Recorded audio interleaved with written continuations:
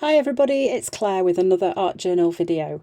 This is a page that takes many different twists and turns, and there are some points in it now where editing it, I've actually thought, oh goodness, I kind of spoilt it, but I did end up really liking it when it was finished, so there we go. Sometimes you have just got to keep going and just, I don't know, go with the flow. So I'm working in the craft journal and you can see that I'm just setting out some colours up at the top of my glass mat. I've got ruby, tangerine, lemon, lime, turquoise, and that looks a bit like fuchsia. Not sure. Actually, no, I think it's permanent red violet light. Yeah. And then I've used the 2-inch Dina Wakley brush, and I've just swooped those colours across the page. I have a feeling that my brush was a little bit too wet when I did this one, which was why in some places you can see the colours haven't actually gone on as well as I wanted them to. So I went back in and just touched up in a few places, and then I'm using the same permanent red violet light from Amsterdam acrylic through this circle stencil and just adding some stenciling onto the page.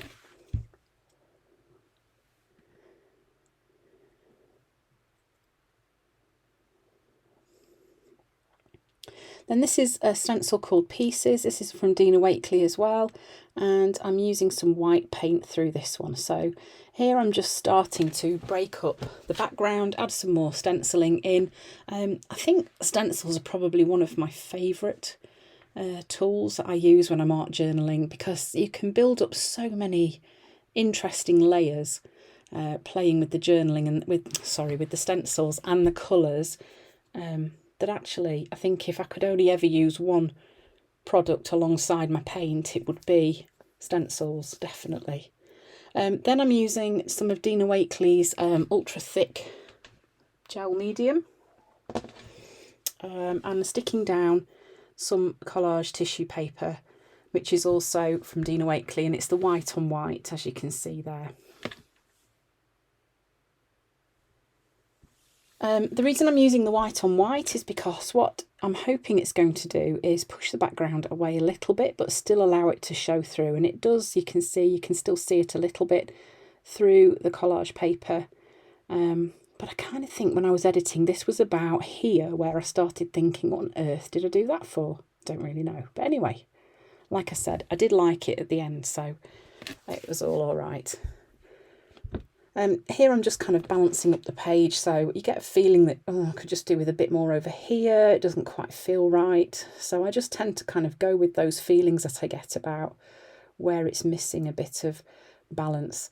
Then I'm using some fluorescent pink, and I'm just swooping a bit of that paint on with my finger. And you can see what it does. It just brightens up the colours that are underneath. Yeah, adds a different dimension to it. So then I'm using the bee stamp, which is from one of the Dina Wakley sets, which is called Scribbly Insects, and I'm using that using an acrylic block and some archival black ink, and just stamping some of those bees onto some blank collage tissue paper.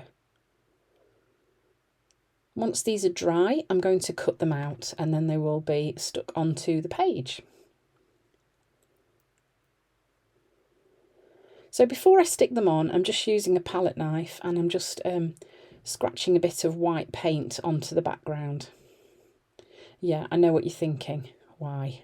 I don't actually know why I did this.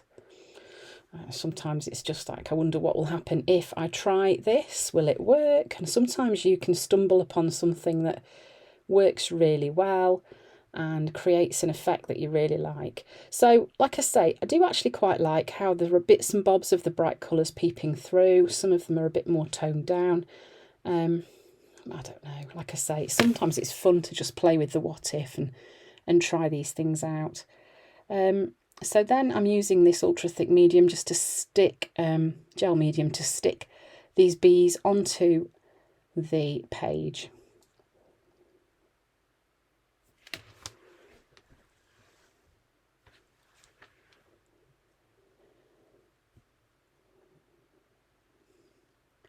And then I decided that I would add some colour onto the bees as well, which just to help pop them out from the background a little bit. So going in with some black paint and I think a little bit of yellow as well, just to make the bees' bodies have a little bit of colour.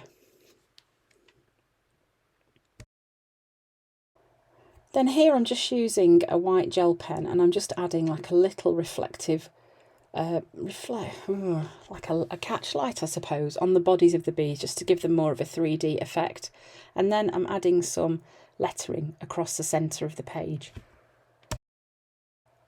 I'm just using a black gel pen to do this, just to get the letters on there roughly. And then, although you don't see this in this video, I do actually go over the lettering again with a thinner Posca pen than I would normally use. I think I went over it using just having a quick look, a PC 1M, just to thicken up some of the letters in one or two places to help the letters stand out a little bit more. But that really was about it for this page. So like I say, it went through quite a few different stages of being really bright and colourful, and then a lot of that really pretty background disappeared. But sometimes for me, the process of going through the what ifs is more important than the finished product. And like I said, sometimes you can hit on something really magical. Maybe not this time, but maybe next time it will be.